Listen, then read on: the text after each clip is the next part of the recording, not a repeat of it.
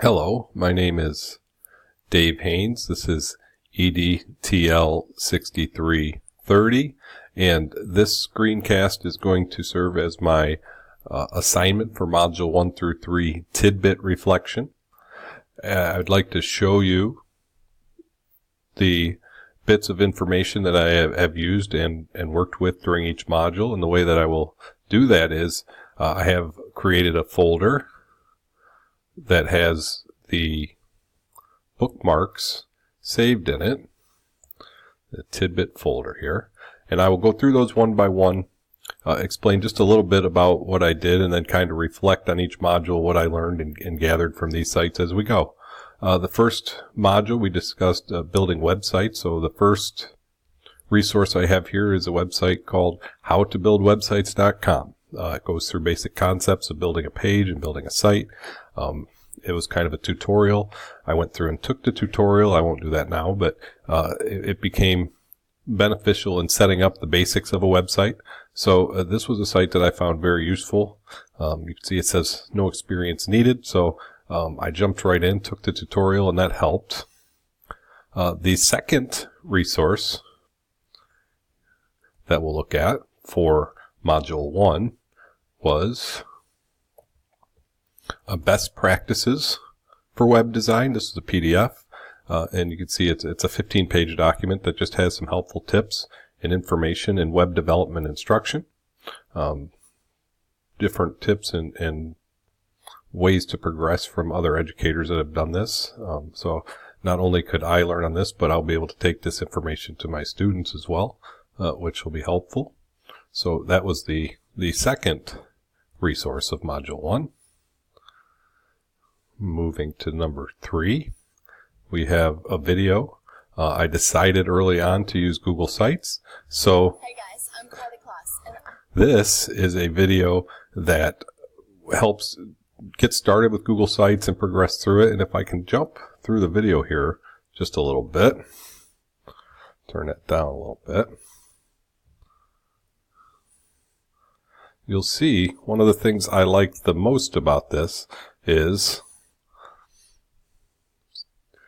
that at any point through this video, you can jump to different parts of what it is you want to know, and you don't have to watch the whole video. You can jump to different parts. So that was a helpful resource.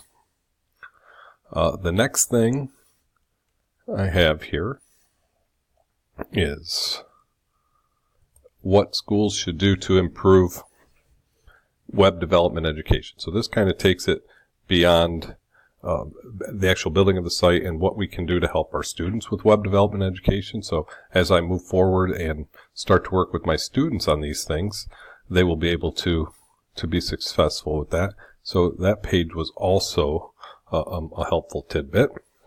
And finally, the last one that I saved here for Module 1, and I used others, but these are the 5 that I decided to share today.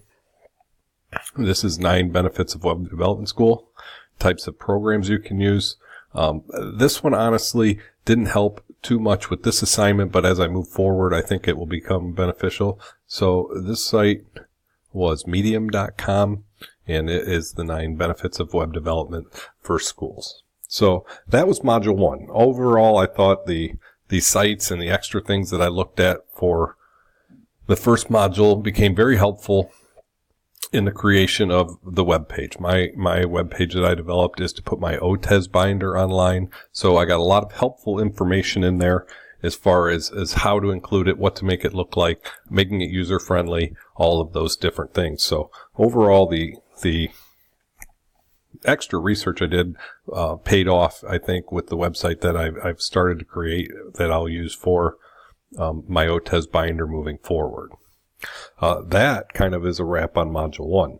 Now, as we moved into Module 2, we focused a bit more on photo editing. We also talked about copyright and fair use. So the first thing I'm going to show you for Module 2 was a video that was a photo Flexor tutorial. I was not familiar with photo Flexor, but I found it pretty easy to use.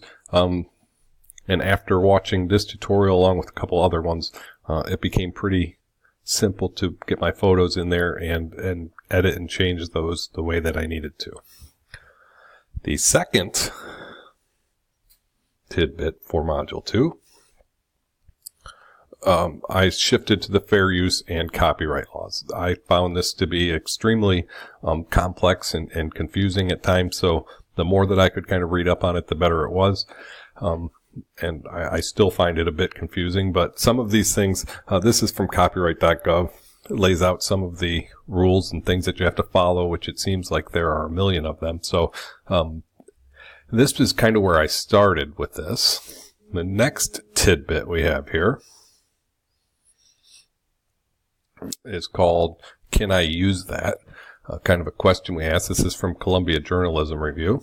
And this is, can I use that work? Now, this was a tidbit that I saved. I went on to search more specifically for what can I use as a teacher, because that was different than what I could use as maybe a journalist or something else. You can get away with a little bit more as a journalist or as a teacher, and I wasn't aware of that. So this site kind of got me ready, but wasn't as helpful as some of the others. See, the next one is a PDF file. And this was a good one. This one, like I said, was more specific to teachers. So this I used a lot. It's something that I will print out and put in my classroom and share with my students, because I think this does a great job of telling teachers and students exactly what they can use and what they can't. As I scroll through this a little bit, we have rules for videos, for music, for computer software, and lays out exactly. So this was one of the most helpful tidbits that I had to help me kind of understand exactly what we could and couldn't do there. Let's move to the next one. And that was evaluating websites. We had to do the peer review. So this was kind of a guideline for evaluating websites. It told you what to look for as far as content. It told you what to look for with functionality, making it user-friendly, things like that. So these were some of the things I looked at before I did the peer review on my fellow students' websites to kind of get an idea. Let's come back.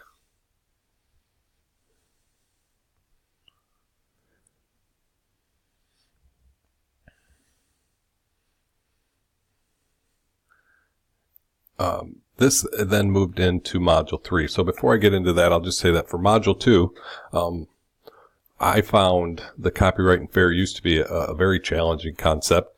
And as reading discussion forums, I think a lot of my classmates did as well. So those websites helped me a great deal, kind of get a better idea of what I could and couldn't use. That chart that I showed you was one that I'll kind of lean on as a resource moving forward.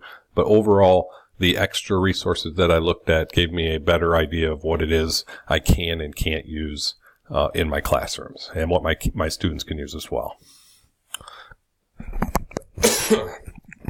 Excuse me. Moving into Module 3, our most recent module, we talked about flipped classrooms. Love the idea of flipped classrooms, but wanted to get a better idea of exactly what was going on in a flipped classroom. So this was one place that I started. This was from educause.edu, and it laid out what is a flipped classroom, how does it work, who's doing it, where will it work.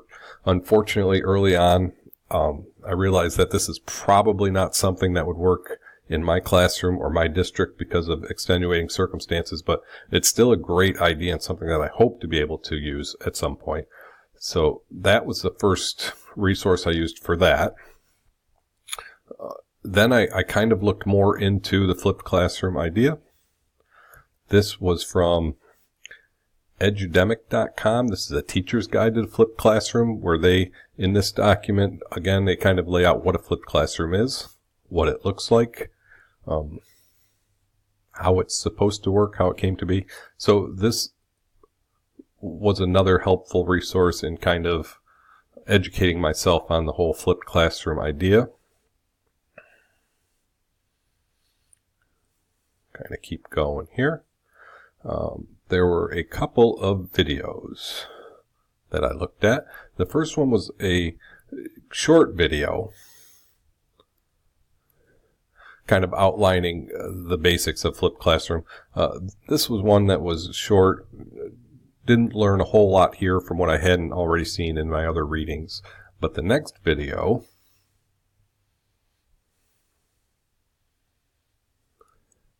was a bit longer video. And this is kind of an actual in the classroom showing you what it looked like. This I found extremely helpful, and again, something I wish I could do in my classroom, but at this point probably wouldn't work.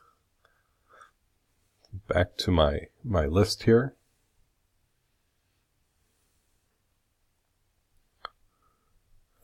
I have my 15th and last tidbit here. This was from the Edmonton Journal about what students do as far as homework in flipped classrooms.